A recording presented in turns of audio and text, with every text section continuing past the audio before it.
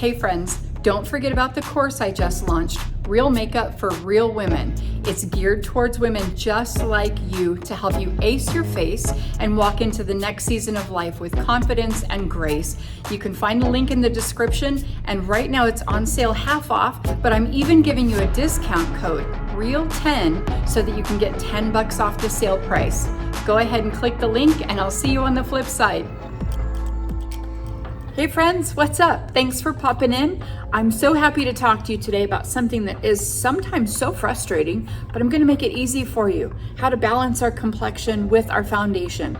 I know sometimes you feel like you just can't find the right shade, and you've probably seen some of my videos already on maybe using 1 to 3 shades and not really worrying so much about not finding the perfect shade.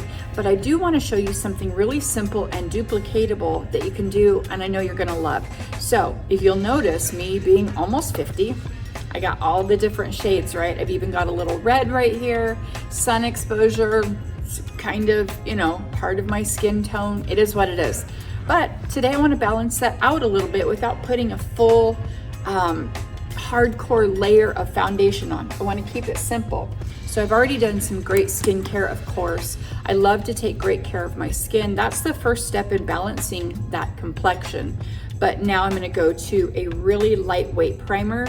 You can see it's kind of liquid, but it's also got like a skin tone to it. Don't worry, it's not really colored. Let me get it up close for you.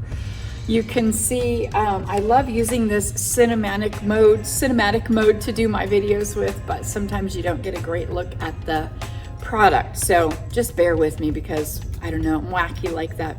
So I've got the primer right here on the tips of my fingers. I'm just gonna rub it in across my mouth and on my eyelids. Sometimes that gets forgotten, and that's even something I teach my makeup artists in the makeup academy I have here, is don't forget the eyelids. It's gonna help keep your foundation as well as your eyeshadow on longer and just create a nice kind of base for all of it. That's the whole point in primer. All right, I'm gonna move on to my foundation. I like a dewy finish most of the time unless I've got a specific purpose that I need matte for, but this is my favorite for a dewy finish. This is Radiance foundation by Jafra Cosmetics, one of the best foundations I've ever used. And you guys, if you really want to give it a try, you can find the link in the description. But if you just like a dewy finish foundation, regardless of brand, I still want to talk to you about this today. So I'm going to take my foundation, and I know how much I would normally use, so I'm not going to overdo it by doing this. I'm just putting about the same amount here in the palm of my hand because I want to use a big fat brush.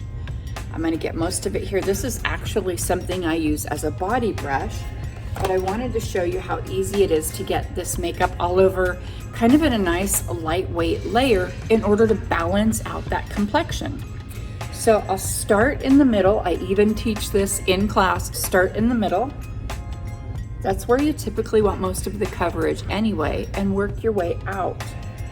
Now, I still have a little bit of that foundation in my palm, but in order to hold my makeup mirror here, I just left it there, and I'll go back to it.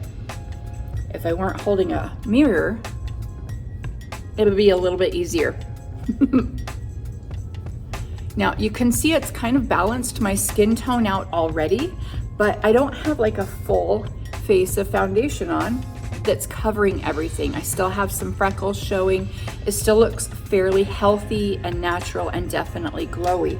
I'm gonna go ahead and pick up the last of that product that's here on my palm and just get it right on my brush. And I'll work it down my neck just a little, starting on my chin. I don't want to get a bunch of makeup on my neck. I don't want to hug somebody and get makeup on them. But I do want to even this out a little bit.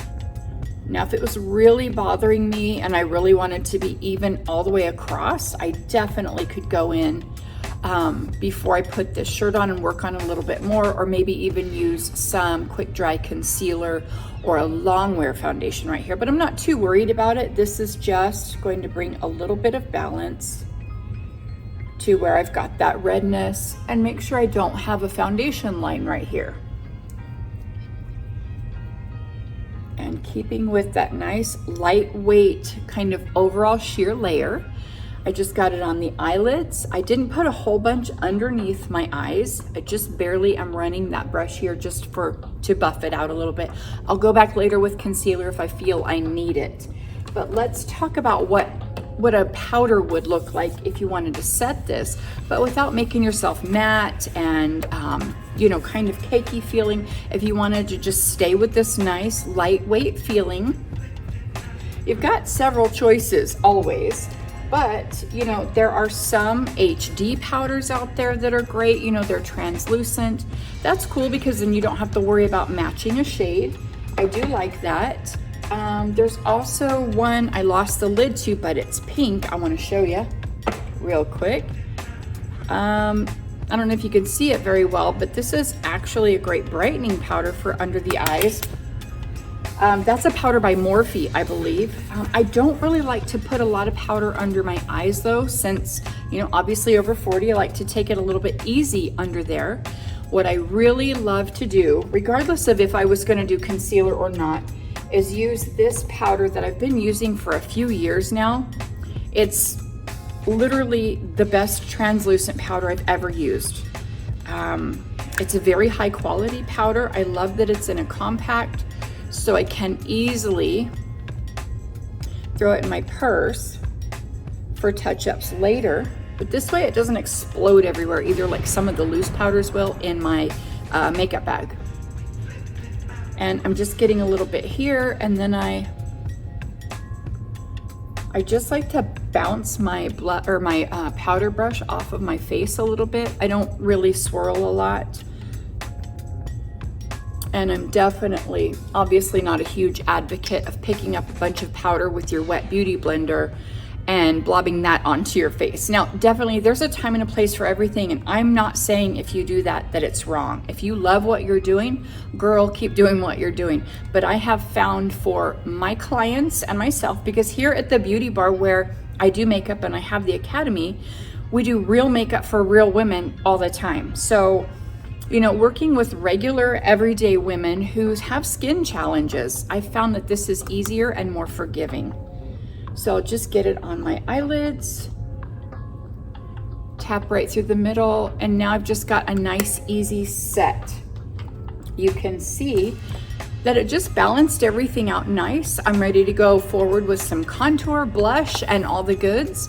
And I really like the way this feels. It leaves some moisture in my skin and doesn't make me feel matted down. So again, you guys, if you want to try any of the products that I've shown you today, you can grab the links for those Jafra Cosmetic products in the description, or if you've got questions, you know, you can always reach out. Thanks so much. I hope you have a wonderful day. Bye.